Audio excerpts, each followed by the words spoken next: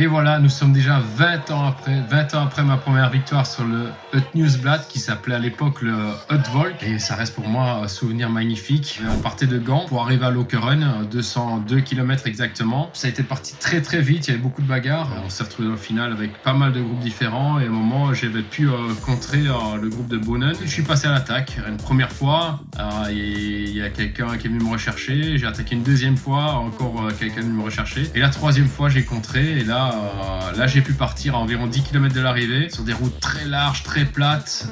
Et là j'ai pu faire un écart et je me suis plus retourné. J'étais à fond jusqu'à l'arrivée. Je me rappelle qu'il y avait un pont pas très dur mais qui m'a paru presque un mont à l'époque et je m'étais dit il faut pas que je m'écrase là parce que si je m'écrase j'avais à peine 15-20 secondes d'avance sur mes poursuivants les plus proches. Donc j'avais pas mal de pression et de stress quand même. Donc j'ai monté vraiment cette dernière difficulté à fond et puis j'ai pu me relancer rapidement pour refaire la vitesse et j'ai seulement regardé derrière et j'ai pu voir que j'allais avoir assez d'avance pour m'imposer. Donc j'ai vraiment profité dans ce dernier kilomètre pour vivre ce moment d'émotion. Et puis je vous ai sorti la coupe qui est énorme. Il faut même du recul tellement elle est grande. Un des plus grands trophées de ma carrière. Et c'est une course qui avait vraiment une place dans mon cœur à l'époque parce que c'était la première classique que je gagnais, semi-classique on va dire. De très très beaux souvenirs.